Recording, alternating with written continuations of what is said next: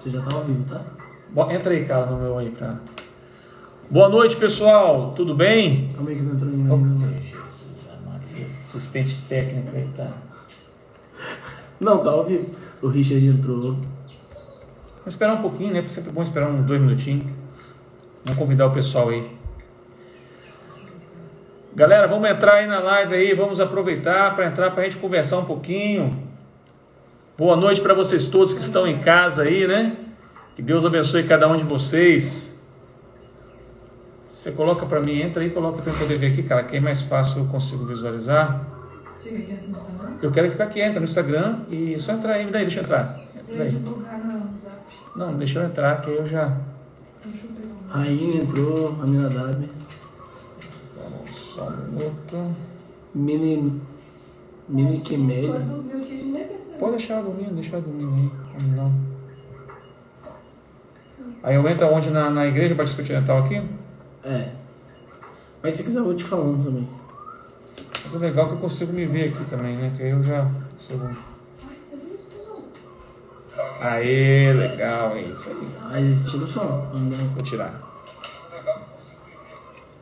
O carro do Eduardo entrou. Aê, garoto. Eu e eu mesmo.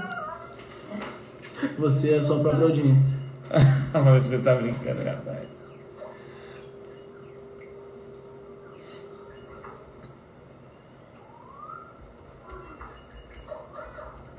Divulgar aqui.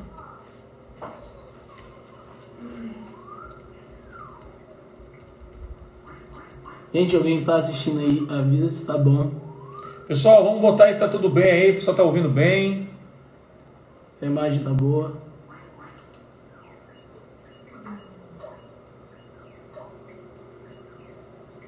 Deixa eu abrir uma Bíblia aqui também, que já fica fácil. A Rainha falou que tá boa. Tudo certo. E aí, meus irmãos? Como estamos aí, todos vocês? Como vocês estão aí? Que Deus abençoe cada um de vocês aí, né? Como é que vocês estão? Nós vamos começar a nossa live aqui. Vamos começar aí. Quem tá aí? Quantas pessoas nós já temos na live aí, Pablito? Está começando agora? 11. Tem 11 pessoas. Então tem pouco aí, né? Chama seu amigo aí, ó. Convida seu amigo aí para entrar. Nós pretendemos acabar essa live aí. Começou às 9 horas, Pablo? 9 horas. Então a gente pretende acabar ela aí até às 22 horas aí, porque diz que o Instagram só faz até 1 hora, né? Então nós queremos aproveitar esse momento para a gente poder responder algumas perguntas para você acerca dos sinais do fim, da volta de Jesus, alguma dúvida que porventura você possa ter. Então nós vamos tentar aqui, eu não tenho todas as respostas, mas vou tentar ajudar. Se eu não conseguir responder hoje alguma pergunta para você, eu me comprometo a você a buscar e estar trazendo para você, porque às vezes algumas perguntas eu posso até ter uma resposta, mas eu gosto de me embasar mais biblicamente para que vocês possam ter mais segurança. Então nós vamos estar fazendo uma oração, né, para a gente iniciar, e aí você vai poder ficar livre se você quiser. Se ninguém quiser fazer alguma pergunta, posso estar introduzindo algum assunto para que a gente possa estar falando, ok? Vamos orar então? Vamos orar então, né? Senhor nosso Deus, Pai amado, Pai querido, nós louvamos o Teu nome nesta hora, agradecemos ao Senhor, meu Pai, pelo dom do amor, pelo dom da vida. Obrigado, meu Deus, pela Sua santa presença em nossas vidas, obrigado por esta oportunidade. Pedimos ao Senhor, meu Pai, que agora neste momento nós possamos estar aqui, meu Deus, como igreja do Senhor, conversando, ter esse momento até para nós podermos sair um pouco da nossa rotina, meu Pai, que tem sido muito pesada de ficar nos lares, para aqueles que têm ficado recolhidos, e nos ajude para que nós possamos ter um momento agradável, um momento de bate-papo agradável, conversando, meu Pai, sobre as profecias, conversando, meu Pai, sobre os adventos que estarão acontecendo na sua vinda, porque isso que é o nosso intuito, meu Pai, ajudar os irmãos acerca das profecias do Senhor, daquelas que estão guardadas nas suas escrituras, meu Pai. Nos abençoe, nos guarde, nos dê discernimento e sabedoria nesta hora, assim é o que eu oro, Senhor, oramos agradecidos por tudo, em nome de Cristo Jesus. Amém. E glória a Deus. Meus amados, vamos lá, né? Os irmãos, primeiro eu quero abrir para os irmãos aí que quem tiver... Vou fazer o seguinte, na última EBD, a gente teve algumas perguntas que foram feitas, né? Eu só não sei se os irmãos estão aí agora, então eu vou fazer o seguinte, eu vou deixar para um pouquinho mais à frente, que está iniciando agora, daqui a pouquinho a gente volta nessas perguntas, porque talvez os irmãos que as fizeram essas perguntas, talvez nem estão aí nesse momento, né? Então, vamos esperar um pouquinho aí. Meu irmão, você que está aí agora aí em casa, você que ouviu minha pregação ontem, talvez participou da EBD, e talvez você surgiu alguma dúvida acerca dos sinais do fim, acerca de alguma coisa, de algum acontecimento no fim. Então eu quero te dar uma oportunidade para que nós possamos aí de repente conversar. Então eu queria que você fizesse a sua pergunta. O Pablo está monitorando, eu também estou aqui monitorando, e se você tiver alguma pergunta eu vou estar tentando na medida do possível responder para você, tá bom? Do contrário, eu vou conduzindo o assunto aqui, conforme a gente for caminhando, vocês vão fazendo as perguntas que vocês querem. A gente fica mais à vontade assim, se vocês assim quiserem, né? Alguém quer fazer alguma pergunta aí, de imediato?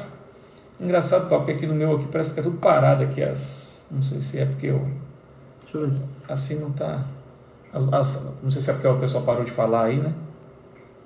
Não está tendo as manifestações. Não, tá certo. Tá certo? Então, beleza. É isso mesmo. Aí, Manu entrou, seja bem-vinda, Manu. Ieda. Selma, Ieda, mãe Ieda. Mãe Ieda no Instagram, hein, Pablo? Amanhã tá em tudo, tá Mãe Ieda super moderna, né, Mãe Tô Ieda? impressionado. Mãe Ieda, muito bem, muito bem. Meus amados, e aí, quem gostaria de fazer uma pergunta? Então, nós vamos fazer o seguinte, né? Eu não sei aí, nós tivemos algumas perguntas, inclusive foi do irmão Kellerson, não sei se o Kellerson está aí, você está por aí, Kellerson? Dá um sinal de vida se você estiver por aí, que eu queria responder a sua pergunta, mas se você não estiver aí, eu acho que o Kellerson ainda não entrou. Irmã Cristina também, entrou aí já, irmã Cristina, se você já estiver por aí? Ah lá, o Kellerson entrou, beleza. Então nós vamos começar pela pergunta do Kellerson. Vamos lá, Pablito, qual que era a pergunta do Kellerson para nós aí? Podemos afirmar que já foram tocadas primeira trombeta, segunda trombeta, terceira trombeta, e estamos esperando a quarta trombeta? Bom, essa pergunta eu respondi na EBD e falei até ontem na minha pregação, né? Não tocou nenhuma trombeta e não abriu nenhum selo. Como que a gente pode ter certeza disso? Porque o primeiro selo que se abre é a manifestação do anticristo. Então, como o apóstolo Paulo mesmo já falou lá em Tessalonicenses, né? 2 Tessalonicenses capítulo 2, ele deixa bem claro que isso não acontece antes que venha a apostasia. Então, nós não estamos vivenciando esse tempo. Então, no que tange as trombetas e os selos, ainda não foram tocados, né? As pessoas costumam perguntar assim, pastor, mas nós não temos guerra, não temos morte? Sim, nós temos isso ao longo da história.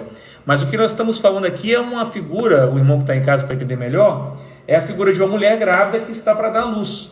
E os sinais que Jesus está mostrando, eles já estão bem próximos, ou seja, quando entra no início das dores, depois as dores vão ficando mais intensas, depois vem as dores de parto e vem o nascimento. O nascimento é a vinda do nosso Senhor.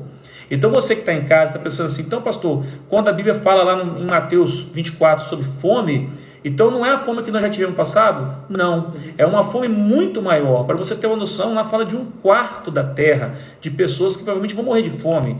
Então é muita gente. Então é muito importante que você saiba que ainda não tocou nenhuma trombeta e não abriu nenhum selo, ok? O primeiro selo é o cavaleiro branco, que representa o anticristo. Mas teve uma outra pergunta que o Kellerson fez, que é sobre a nossa reunião, sobre ele nas nuvens. Por favor, Pablo, que eu vou responder essa que já está aqui na canja para ele. Eu, inclusive, até sei o texto para me ler aqui para ele. Sobre qual? Sobre a vinda de Jesus nos ares, né, tá. o Kellerson? A Bíblia diz que Jesus virá sobre as nuvens e nós seríamos arrebatados. Isso, vamos lá. Bom, primeiramente, irmão Kellerson, para você que está em casa, talvez a dúvida que tem é o seguinte, né?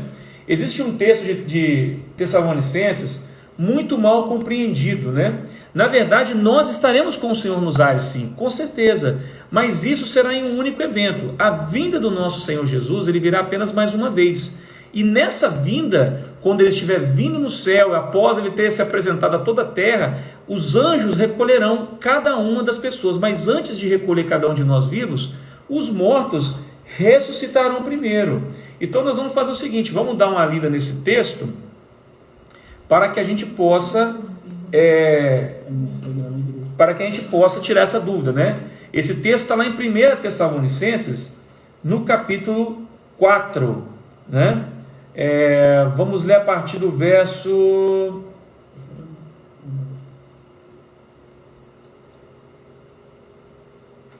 Bom, vamos ler a partir do verso 13, para a gente poder entender o que o apóstolo Paulo está falando. Em 1 Tessalonicenses, capítulo 4, verso 13, ele diz assim: irmãos, não queremos que vocês sejam ignorantes quanto aos que dormem. A palavra dormir aí, meu irmão, é morrer.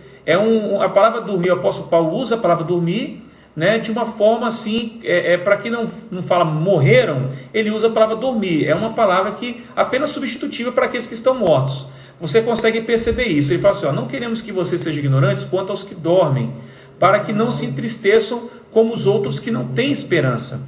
Se cremos que Jesus morreu e ressurgiu, cremos também que Deus trará mediante Jesus e juntamente com ele aqueles que nele dormiram. Do que o apóstolo Paulo está falando aqui? Da ressurreição.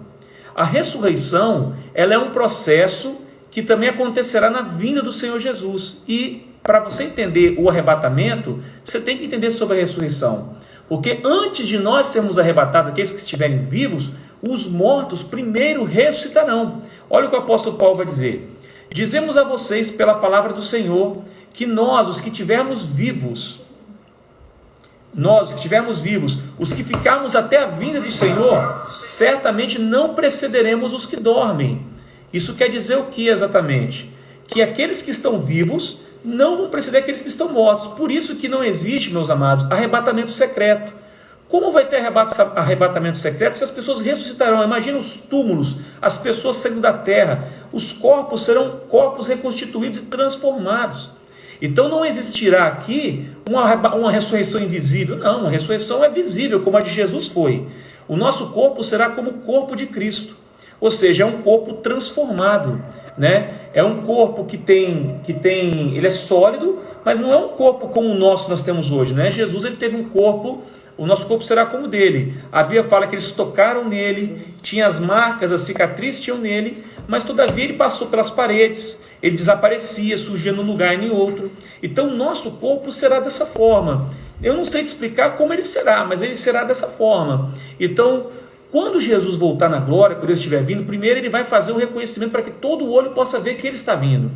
E logo em seguida ele mandará os seus anjos, não é isso que fala lá nas parábolas lá? Ele mandará os anjos aos 4 cantos da terra, e antes os seus anjos recolherão os ressuscitados. Eles ressuscitarão primeiro, não é isso que o apóstolo Paulo diz aqui, ó? Os que ficarem até a vida, certamente não precederemos os que dormem, ou seja, nós não seremos transformados primeiro do que aqueles que estão mortos.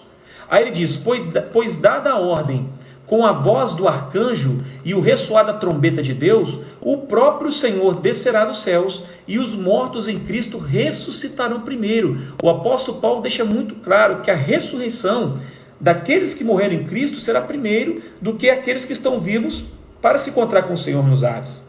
Depois disso, os que estiverem vivos, olha aí, o verso seguinte, verso 17. Depois disso, os que estiverem vivos, seremos arrebatados juntamente com ele nas nuvens, para o encontro com o Senhor nos ares, e assim estaremos com o Senhor para sempre. Qual que é a ideia aqui, irmãos? É um único evento. Aí voltou, pode ir. Então, meus amados, desculpa aí que deu uma pausa, né? Vou tentar recapitular aqui. Então, é um único evento com 2 acontecimentos, né? Na vinda do Senhor Jesus, nós teremos a ressurreição dos mortos e em seguida o arrebatamento daqueles que estarão vivos. E a Bíblia deixa clara lá em Mateus que todo olho o verá. Por isso que a ideia do arrebatamento secreto, para mim, ela não tem sustentação, porque em nenhum momento você consegue ver isso nas Escrituras. Então, certamente, respondendo a sua pergunta, nós estaremos com Jesus nos ares sim, mas isso será no mesmo evento em que ele retorna. Ok? Por isso que quando o rei retorna, né, você consegue ver em Mateus capítulo 24, e aqui eu acabei de falar, o apóstolo Paulo também fala sobre isso. Deixa eu abrir aqui o texto. Tem 3 perguntas no Instagram, tá? Ótimo, aí o pessoal começou a fazer pergunta, né? Olha aqui, ó, Mateus capítulo 24, no verso 30, diz assim: então aparecerá no céu o sinal do Filho do Homem, e todas as nações da terra se lamentarão e verão o Filho do Homem vindo nas nuvens do céu com poder e grande glória. Todo mundo vai ver, irmão. Jesus não vai vir escondido. Quando a gente fala que ele vai vir como um ladrão, não é que ele virá escondido, É que ele virá, o próprio texto diz que ele virá em uma hora que as pessoas não esperam. E o texto mesmo responde. Ele fala assim, se você soubesse a que horas o ladrão viria, você se prepararia, mas como você não sabe, o ladrão vem e pega você de surpresa. Só que o texto também do apóstolo Paulo vai dizer que nós, como igreja, apesar de não sabermos a hora, nós não seremos surpreendidos, porque já terão acontecido vários sinais e nós já estaremos esperando a volta do Senhor, mesmo não sabendo o momento exato, nós já saberemos que Ele está prestes a voltar. Ok? Então o texto deixa bem claro, e aí ele diz aqui, ó, verso 31, e ele enviará os seus anjos com grande som de trombeta, e estes reunirão os seus eleitos dos quatro ventos de uma outra extremidade dos céus. Então Jesus deixa bem claro sobre isso, ok? Não sei se eu pude responder a pergunta do irmão Keller, isso aí, mas eu acho que eu respondi. Beleza, irmão Keller? Nós vamos para a próxima pergunta aí, pode falar, para a próxima pergunta. É do YouTube ou do Instagram? Tem uma pergunta assim no YouTube, são duas perguntas em uma. Mas e a perseguição e a morte já acontece com nossos irmãos de outros países? Bom, aí outra pessoa, complementando essa pergunta, colocou bem assim, essas mortes mencionadas pela irmã Neia, elas ainda não são sinais? Mencionadas pela irmã Neia? Porque a irmã Neia perguntou. Ah, sim. Então vamos lá. Bom, primeiro nós temos que saber o seguinte, os cristãos, meu irmão, sempre foram perseguidos, e muitos cristãos já morreram. É lógico que a morte dos cristãos é um sinal de perseguição, mas o que nós estamos falando aqui são dos sinais próximos à vinda do Senhor Jesus. Eu sei que muitas pessoas fazem confusão, porque, por exemplo, como é que fica, por exemplo, você já reparou que várias gerações no passado pensaram que Jesus estava voltando, por causa de quê? Porque eles analisaram sinais separados. Ora era terremoto, ora era morte de pessoas, mas todas essas mortes, ou terremotos, ou fomes que tiveram, elas foram muito pequenas diante da magnitude que o próprio texto bíblico nos apresenta. Quando nós falamos de perseguição aos cristãos, nós não falamos perseguição em alguns países como nós temos hoje. Nós aqui no Brasil, por exemplo, não somos perseguidos. Quando a Bíblia fala de perseguição, nós falamos de perseguição mundial, uma perseguição que ocorrerá em todo o território global, todo o território planetário, certo? O próprio profeta Daniel, ele vai dizer aqui, deixa eu só abrir o texto aqui, ele vai falar sobre a ação do anticristo, como será essa ação do anticristo nesse período, né? Deixa eu abrir aqui o texto para mostrar a vocês.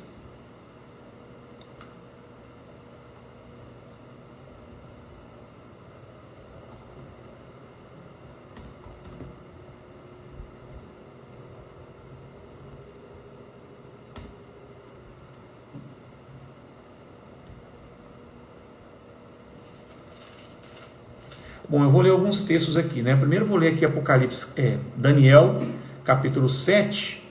Eu quero ler primeiro aqui quando ele fala do sonho de Daniel e do quarto monstro que aparece, né? Que é a figura do anticristo. Então o anjo começa a dar interpretação a Daniel desse sonho. E ele vai dizer o seguinte, ó: ele me deu a seguinte interpretação: o quarto animal é um quarto reino que aparecerá na terra. Será diferente de todos os outros reinos e devorará a terra inteira, despedaçando-a e pisoteando. Ou seja, o governo desse homem será terrível. Ele destruirá praticamente quase que todas as nações que se oporem a ele. Então ele vai ter um poder que a gente nunca viu um governante ter. Se vocês acham que a guerra mundial ela foi uma coisa assim que assustou a humanidade, nós estamos falando aqui de uma época, de uma pessoa que terá um poder bélico, um poder tão grande que nenhuma nação se levantará contra ele. Ninguém conseguirá sucumbir à força desse rei. Olha o que diz: os 10 chifres são 10 reis que sairão desse reino. Ou seja, desse reino sairão 10 chifres, que são outros 10 reis que vão estar com ele. Depois desses, um outro rei se levantará. Esse rei surge dentro desses 10 reis. Ou seja, imagina 10 reinos que estarão ali tentando dominar, e esse homem surgirá de dentro desses 10 reinos com a queda de 3 reis. 3 desses reis vão cair. Então vai surgir esse homem que é o anticristo. Os 10 chifres são 10 reis que sairão desse reino. Depois deles, um outro rei se levantará, e será diferente dos primeiros reis. Ele falará contra o Altíssimo, oprimirá os seus santos e tentará mudar os tempos e as leis. Os santos serão entregues nas mãos dele por um tempo, tempos e meio tempo. Isso aqui, meu irmão, é exatamente a figura que fala também em Apocalipse, e a figura que Daniel vai dizer, que são os 3 anos e meio, ok? E aqui ainda continua dizendo aqui, depois o texto vai dizer que o tribunal o julgará, e o seu poder será tirado e totalmente destruído para sempre. E aí aqui já vai falar da vitória do Senhor. Mas não é só esse texto que fala sobre ele. Outro texto que fala sobre ele aqui também, no outro sonho que Daniel vai ter sobre o bode, né, ele também fala sobre ele. Olha o que vai dizer aqui, capítulo 8, verso 23. No final do reinado deles, quando a rebelião dos ímpios tiver chegado ao máximo, surgirá um rei de duro semblante, mestre em astúcias. Ele se tornará muito forte, mas não pelo seu próprio poder. Provocará devastações terríveis e será bem sucedido em tudo o que fizer. Olha só, esse homem não vai ter limite para o que ele pode fazer, ok? Com o intuito de prosperar, olha só, ele destruirá os homens poderosos e o povo santo. Com o intuito de prosperar, ele enganará a muitos e se considerará superior aos outros. Destruirá muitos que nele confiam, ou seja, ele vai trair as próprias pessoas que vão ajudar ele, e se insurgirá contra o príncipe dos príncipes, que é Jesus Cristo. Apesar disso, ele será destruído, mas não pelo poder dos homens. Então, meus irmãos, o que a gente pode ver aqui? Esse homem aqui, minha irmã, talvez você fale da perseguição, das mortes, nós estamos falando aqui de uma perseguição a nível global, como nunca houve na história do mundo. Nós estamos falando aqui, não são de poucos mortos, nós estamos falando aqui de muitos mortos, ok?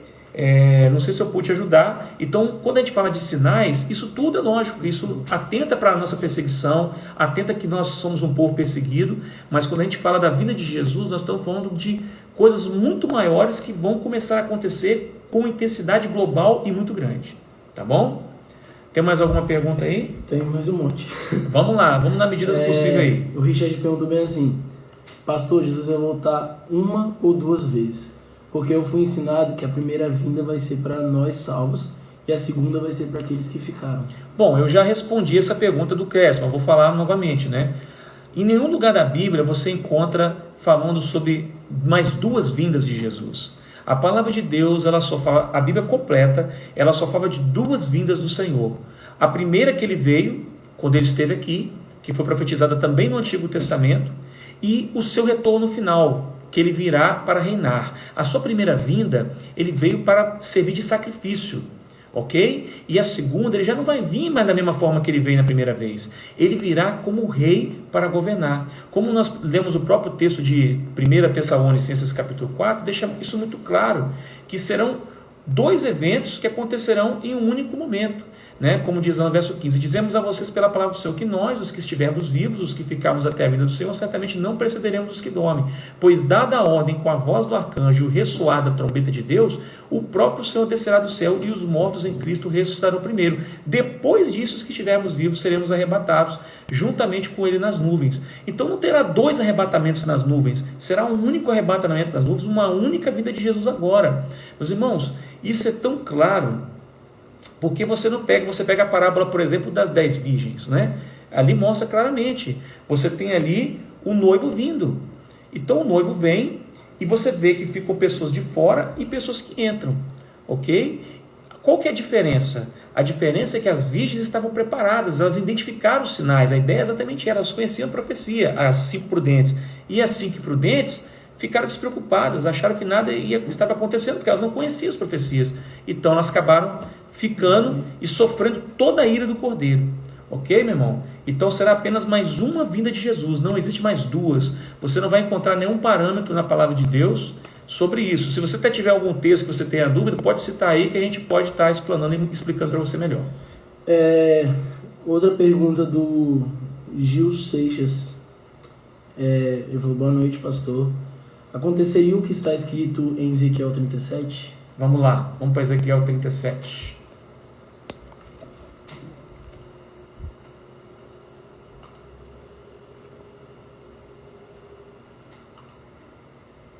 Só um minuto que eu estou abrindo o texto aqui para a gente poder olhar.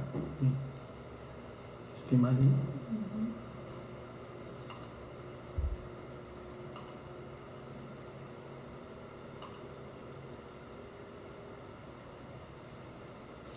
Bom, Vamos ver o texto aqui, Ezequiel 37, né? Veio sobre mim a mão do Senhor, me levou no Espírito do Senhor, me fez andar ao redor. Então, filho do homem, será que os ossos podem reviver? Respondi, assim diz o Senhor Deus, tal, porém tendões. Bom, aqui é a visão, né, do profeta em relação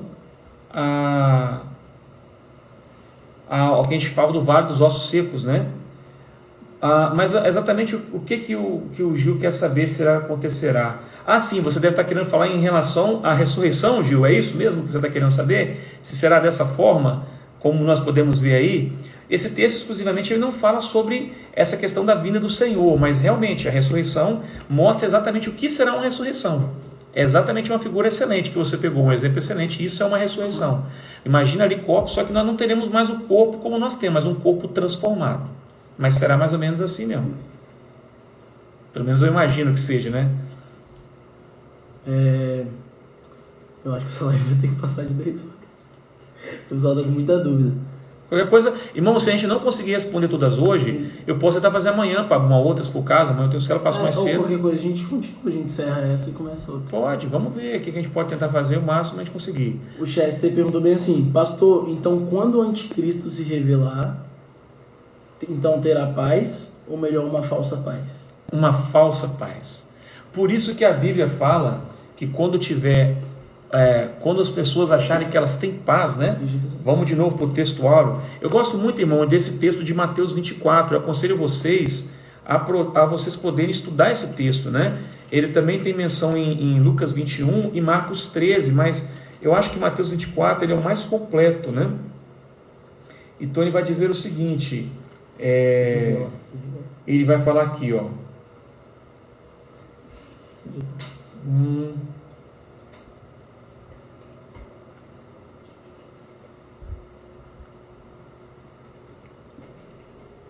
Cadê? Olha que interessante. O próprio Jesus ele compara a sua vinda com os tempos de Noé. E ele fala que quando o pessoal estiver falando, se casando, dando-se casamento, todo mundo tranquilo, virá sobre eles repentina destruição. Então o que isso quer dizer, Chester? Exatamente isso. A proposta do anticristo é tentar trazer às pessoas uma falsa paz. Por isso que ele vai ser tão idolatrado, por isso que vai ser adorado. Ele vai vir e vai resolver praticamente os principais problemas do nosso planeta. E ele vai ser respeitado. Ele vai alcançar notoriedade mundial. Só que a Bíblia fala que ele não vai ser qualquer um. Ele será não apenas um político, ele será um líder militar, um líder estrategista, alguém com muito conhecimento nessa área. Então, certamente, esse homem, quando todo mundo, a Bíblia fala em Daniel que ele fará um acordo de paz de 7 anos com as nações. Só que no meio desse acordo ele vai quebrar. Por isso que o segundo cavalo é guerra. Porque primeiro ele promete paz. Por isso você vê por que ele é branco. Porque exatamente o branco é o símbolo da paz. Ele vem num cavalo branco, mas ele vem com um arco. Pode ver lá no primeiro selo. E em seguida logo vem o que? A guerra. Então ele declara a guerra. Com a guerra vem o que logo em seguida? A crise mundial econômica, vem a fome. E com a fome vem o quarto cavaleiro, que é a consequência da fome, vem as mortes. Então a morte e destruição, que vai morrer 1/4 do planeta Terra. Então é exatamente isso, Jéssica. Ele não vai promover a verdadeira paz, é uma falsa paz. Carlos, na verdade, quando a gente vê discursos mundiais falando muito de paz, a gente já tem que ficar ligado, né? E vamos lá. A outra pergunta é da Sara. Só para poder dar um texto bom para você também aí, Chester, para você aí, 1 Tessalonicenses capítulo 5, verso 3, o apóstolo Paulo vai falar sobre isso também. Só vou ler o texto para você, tá bom? E vou ler a pergunta da Sara. Diz aqui assim, ó. 1 Tessalonicenses capítulo 5, verso 3. Diz assim, ó. Quando disserem paz e segurança, a destruição virá sobre eles de repente, como as dores de parto à mulher grávida, e de modo nenhum escaparão. Está vendo aí a menção da mulher grávida? De novo, a figura da mulher grávida. Por isso que Jesus falou de início de dores de parto. Quando você vai para Apocalipse capítulo 12, você vê uma mulher dando à luz. Aquela mulher no primeiro momento, porque as profecias bíblicas, irmãos, elas se cumprem mais de uma vez. Muitas profecias se cumpriram no passado e vão se cumprir novamente no futuro. Naquele primeiro momento, aquela mulher, ela era Israel e Cristo estava nascendo. Agora, aquela mulher ali, meu irmão, ela será a igreja. Então você percebe que é diferente. Agora ela vai ser levada para o deserto. Uma parte dela vai ser levada para o deserto. E uma parte da sua descendência vai ser perseguida. Ok? Que está lá em Apocalipse 12. Pode falar, Paulo? A Juliette, ela perguntou o seguinte. Você pega uma água para mim, cara? Deixa aqui, não. Deixa. Ela botou bem assim. Acha que a Agenda 2030 é para preparar o mundo para o anticristo? Bom, tudo que nós podemos falar agora é o seguinte: é muito importante nós estarmos antenados aos acontecimentos a nível mundial. Eu estou muito antenado nisso e realmente as agendas, uma coisa que os irmãos têm que entender, eu sei que os irmãos enxergam a ONU, a Organização Mundial da Saúde, todos esses órgãos mundiais, irmão, eu sei que nós enxergamos esses órgãos como órgãos competentes e bons para a humanidade, mas esses órgãos, meu irmão, eles são as pessoas que compõem a liderança desses órgãos, que fazem parte desses órgãos, são pessoas, meus irmãos, que não são tementes a Deus. São pessoas, meus irmãos, que têm planos estratégicos para a humanidade, como, por exemplo, redução da população, né? Por exemplo, a questão do medo, todo mundo sabe que o medo é um ambiente propício para o surgimento de um falso Cristo. Porque se todo mundo tem medo, se todo mundo sai com medo, qualquer pessoa que apresenta uma solução é facilmente aceitável. Então, essa questão aí, não sei se eu pude responder, só repete a pergunta para mim, Pablo, que foi falada, Se a Agenda 2030... A Agenda 2030. Então, a Agenda 2030 tem muitas coisas nela realmente que você percebe que cerceia a nossa liberdade. Lá tem alguns mecanismos lá de cercear a nossa liberdade. Então, a gente tem que estar sempre atento nisso. Hoje eu estava vendo um vídeo, por exemplo, você vê que nós estamos nessa questão de quarentena, tem lugares no Brasil aí que pessoas estão sendo presas simplesmente por falar alguma coisa na rua. Isso aí é um atentado contra a liberdade de expressão, né? Então, prefeitos mandando prender pessoas, eles não podem fazer, o governador impedindo as pessoas de se manifestarem.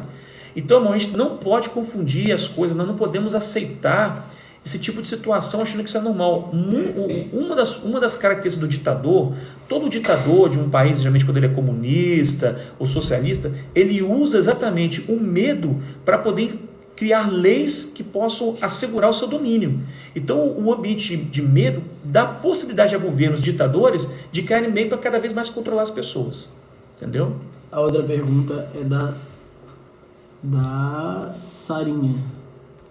Ela perguntou: quais são os 4 seres viventes do Apocalipse 6.1?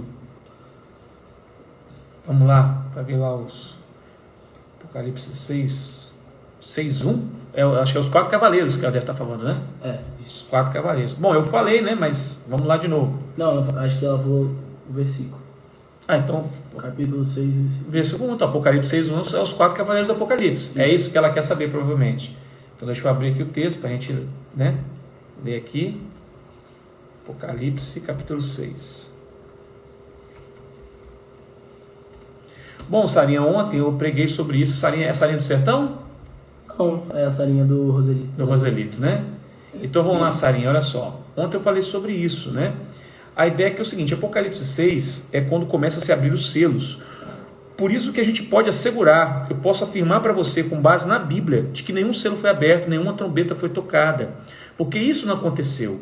Se o primeiro cavaleiro é o anticristo não se manifestou. Então nenhuma trombeta foi tocada. Então ali você tem, o próprio texto já fala pra gente, né? Eu até falei que se você quiser, às vezes as pessoas pensam que os cavalos do Apocalipse surgem primeiro aqui, mas eles também surgem em Zacarias capítulo 6. Você pode ler aqui, ó, é engraçado, né? Apocalipse 6, Zacarias 6, né? Vamos botar aqui Zacarias capítulo 6. Zacarias 6. Vamos lá. Zacarias 6, no verso... Zacarias está tendo uma visão de carruagens. A gente tem que entender o seguinte: na Bíblia, quando se trata de sonhos proféticos, às vezes um profeta está vendo alguma coisa e lá na frente, em Apocalipse, está sendo desnudado. Por exemplo, é igual os animais de Daniel. Daniel tem uma visão de 4 animais, que esses mesmos animais são também citados em Apocalipse. Então é muito importante a gente saber que o que Apocalipse faz é jogar a luz sobre aquilo que os profetas já falaram. Olha o que diz aqui em Zacarias, no capítulo 6, a partir do verso... primeiro, vamos olhar aqui primeiro. Olhei novamente e vi diante de mim 4 carruagens que vinham saindo do meio de 2 montanhas de bronze. A primeira estava atrelada a cavalos vermelhos, a segunda a cavalos pretos, a terceira a cavalos brancos e a 4 cavalos malhados. Todos eram vigorosos. Então aqui você já vê as primeiras figuras dos 4 cavaleiros. Basta você continuar lendo o texto, você vai entender. Eles são chamados de os 4 espíritos do céu, ou os 4 ventos do céu. Ok? Quando você vê essa expressão 4 ventos do céu também, está se referindo aos cavalos. E aqui diz que eles estavam impacientes para correr pela terra, e ele foi dito a eles que percorressem a terra. Então, ao verso 8, então ele me chamou e disse, veja, os que foram para a terra do norte deram repouso ao meu espírito naquela terra, e o Senhor ordenou, tome prata, ouro, e aí vai. Então, o que a gente quer dizer aqui? Lá, Zacarias já está tendo uma visão daquilo que João vai nos revelar em Apocalipse, ok? Então, Sarinha, o primeiro cavalo é o anticristo, o cavalo branco, e depois segue-se a guerra, que o próprio texto diz, a fome e a morte e o inferno, ok? O porquê que a morte e o inferno? O anticristo, ele se aparece primeiro, como a Bíblia fala, que ele se vê de cordeiro, né? Ele parece com um cordeiro, mas fala como um dragão, né? Então, tipo assim, ele parece um cordeiro, mas a sua fala não é como de um cordeiro, né? Ele tem aparência de cordeiro, mas fala se é um dragão ou como um leão, né? Gente, aqui, lembrando que já que o assunto está rendendo muito, quando dá 10 horas essa live aqui vai ser encerrada e a gente vai iniciar outra aqui no Instagram mesmo, tá bom? E essa live vai ficar salva aqui, as duas. Então, Sarinha, basicamente é isso aí. O que a gente precisa entender...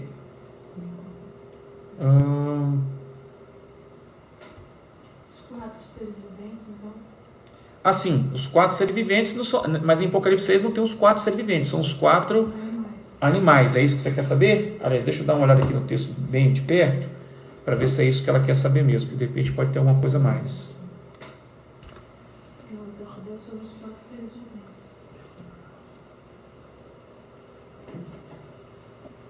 viventes. É Apocalipse 6 mesmo, Sarinha, que você quer ver, porque aí aparecem os 4 cavaleiros do Apocalipse, se é o que você quer, né?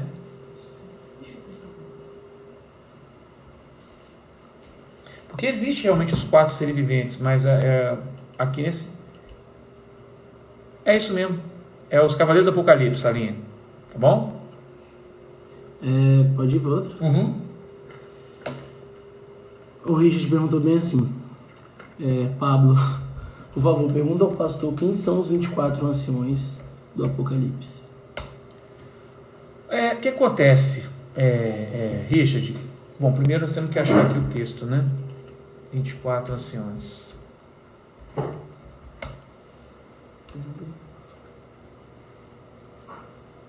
Deixa eu abrir aqui.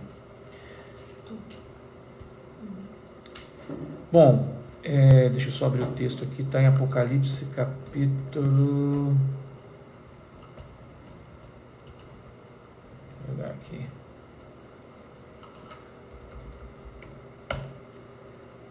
Apocalipse 4:10. Então vamos lá, vamos para o texto.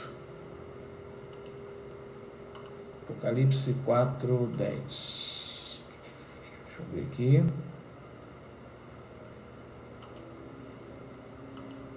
Bom, primeiramente, Richard, vamos tentar dar uma olhada no texto aqui. Depois dessas coisas, olhei e eis que havia uma porta aberta no céu. E a primeira voz que ouvi, que era como de trombeta, ao falar comigo, disse: suba até aqui e eu lhe mostrarei o que deve acontecer depois dessas coisas. Imediatamente eu me achei no Espírito, isso é João falando, e eis que havia um trono armado no céu e alguém estava sentado no trono. E esse que estava sentado era semelhante no aspecto à pedra de jaspe e sardônia. Ao redor do trono havia um arco celeste semelhante no aspecto à esmeralda. Ao redor do trono havia também 24 tronos, e nele estavam sentados 24 anciões. Bom, eu posso dizer para você que uma interpretação que se tem desse texto aqui, e eu não tenho como te trazer isso, seria o seguinte: seriam as 12 tribos de Israel e os 12 apóstolos de Cristo. Por isso que tem 24 tronos, né? Seriam, isso é lógico que aqui nós estamos falando de uma teoria, porque com base na Bíblia, a Bíblia mostra que realmente cada tribo de Israel terá um lugar, e cada um dos 12 apóstolos também terá um lugar. Então, por isso que fala aqui de 24 tronos. Então, isso aqui, o que eu estou falando com você é uma tese. Eu não tenho como ter certeza, mas eu me comprometo a estudar um pouco mais sobre isto, para a gente poder, de repente, numa outra live, estar trazendo uma resposta mais satisfatória. Tá bom, meu querido? Tem uma pergunta aqui que eu achei muito interessante, que é da Juliette. Ela perguntou o seguinte: o aumento da inteligência artificial é uma maneira de controle que será realizado no final dos tempos? Bom, eu acredito que sim, tá, Juliette? Eu acredito que sim. Quando a gente vai falar, por exemplo, eu vou citar um texto aqui, só um minuto que eu vou te falar aqui agora.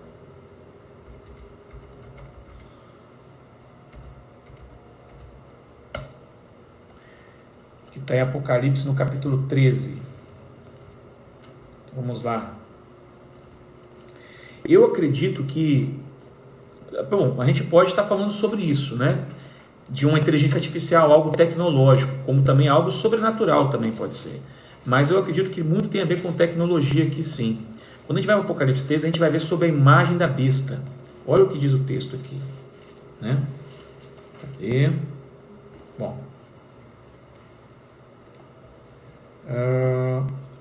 Deixa eu achar aqui o texto.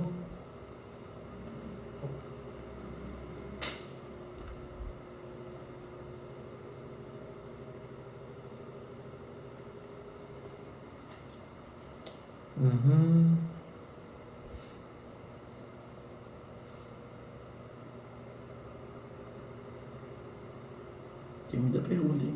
Sim, peraí. Deixa eu só mostrar aqui. Esse assunto, gente. Esse assunto rende.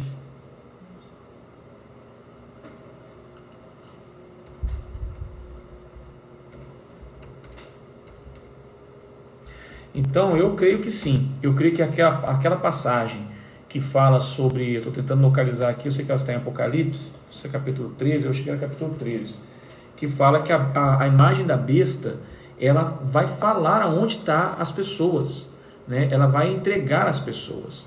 Então, ela diz que ela tem uma boca e ela falava.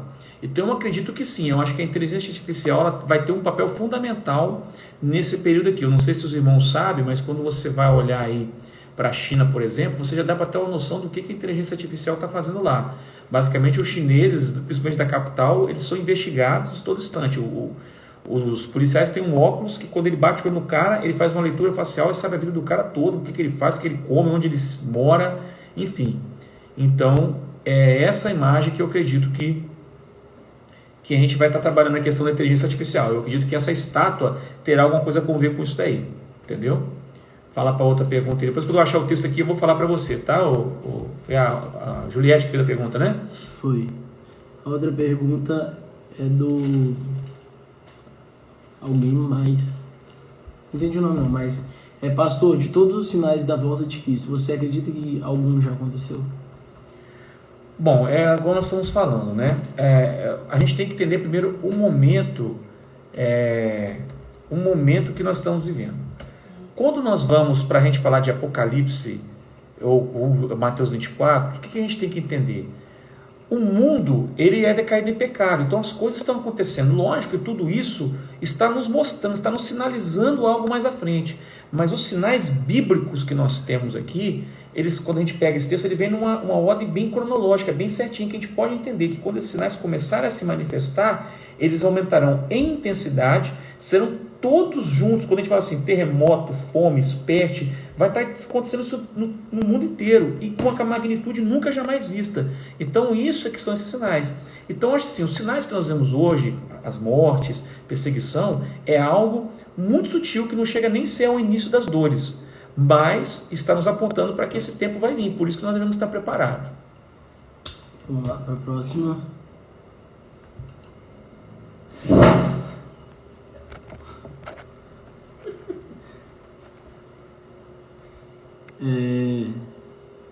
O Richard já respondeu.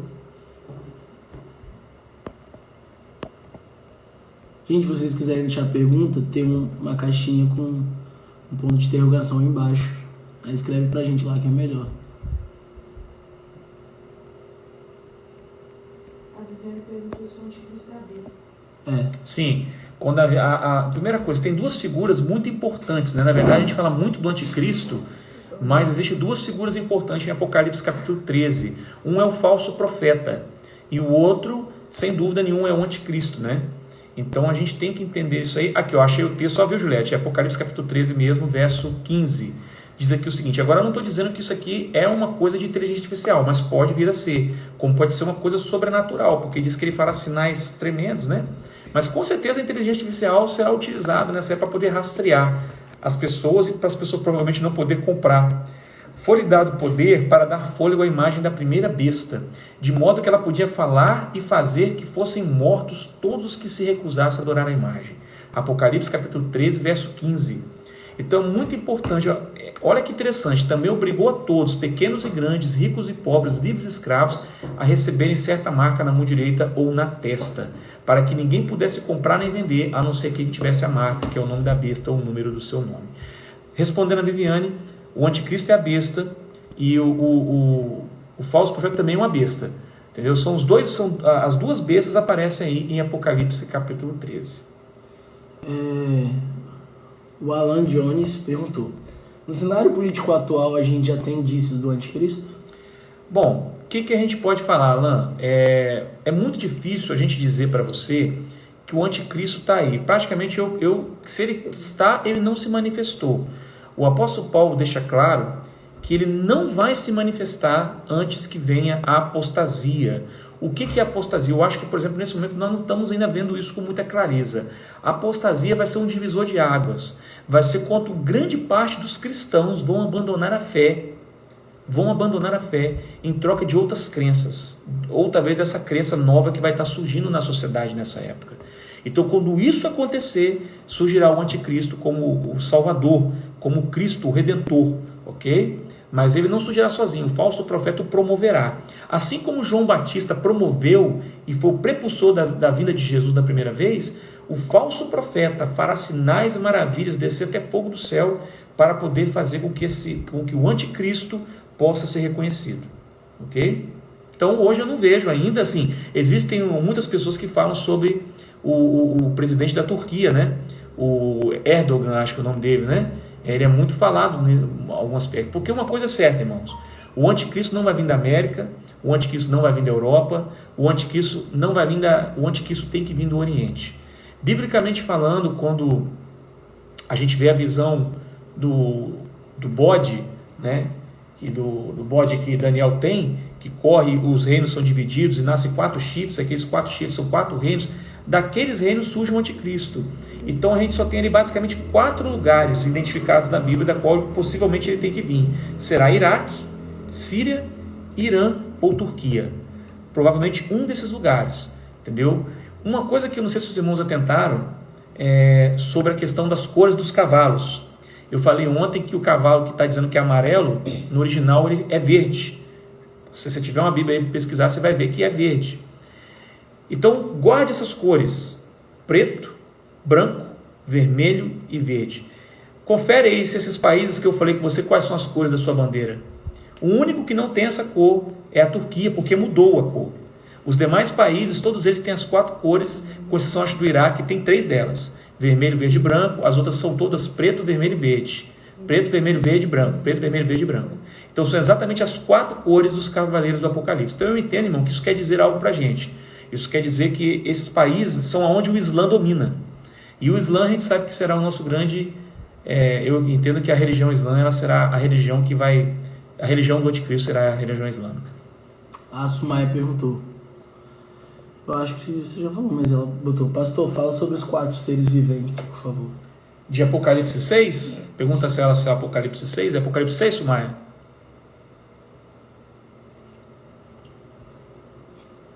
Quando ela não responde, vamos para outra pergunta.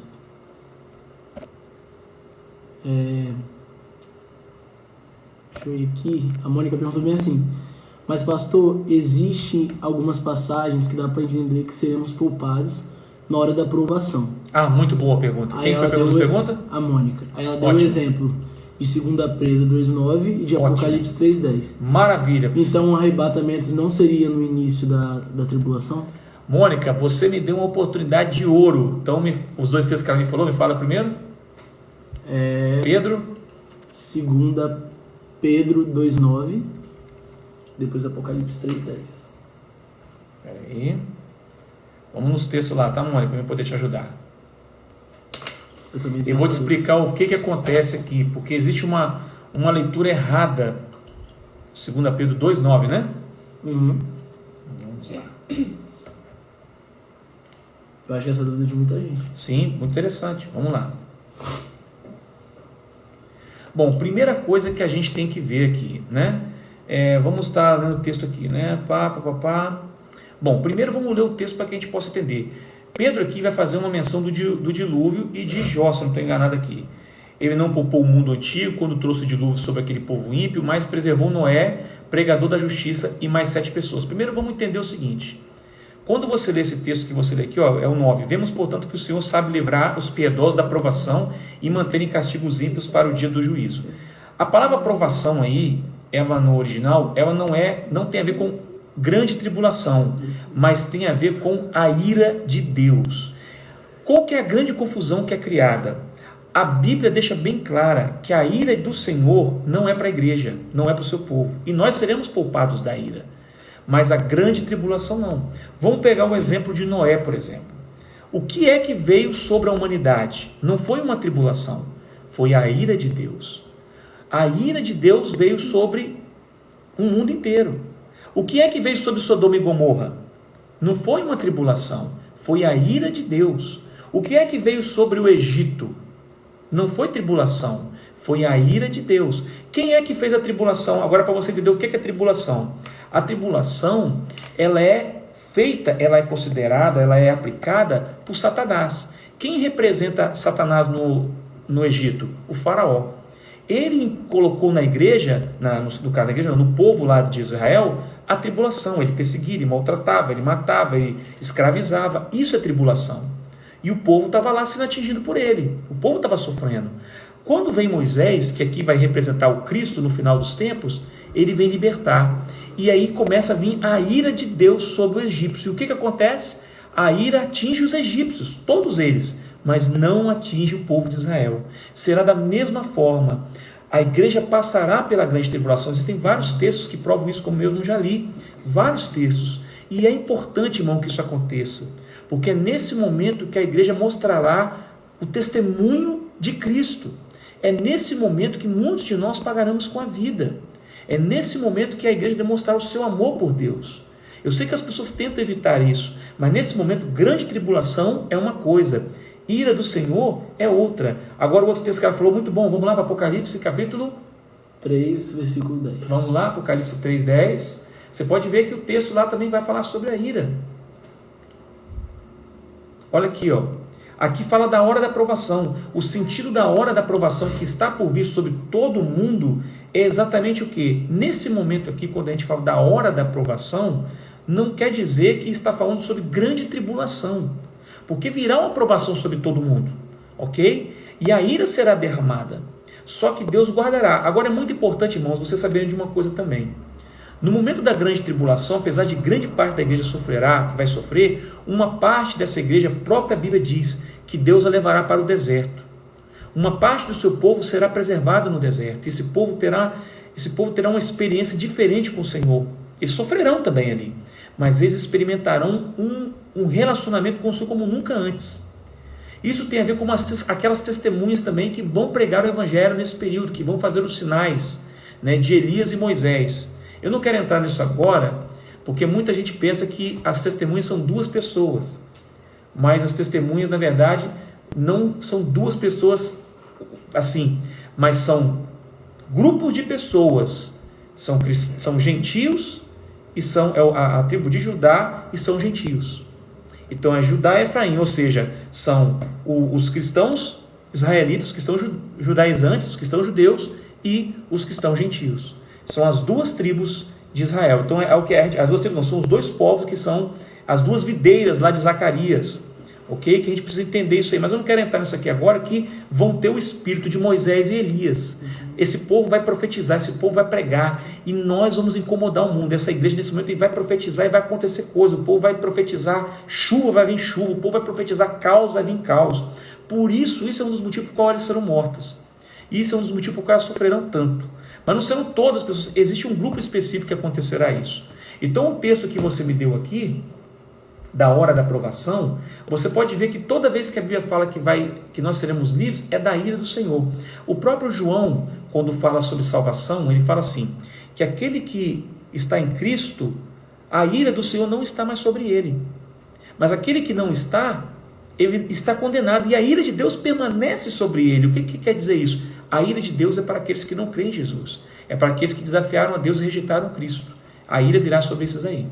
Então, só para gravar, que é muito importante essa pergunta que você fez. Existe uma diferença entre grande tribulação e ira do Senhor.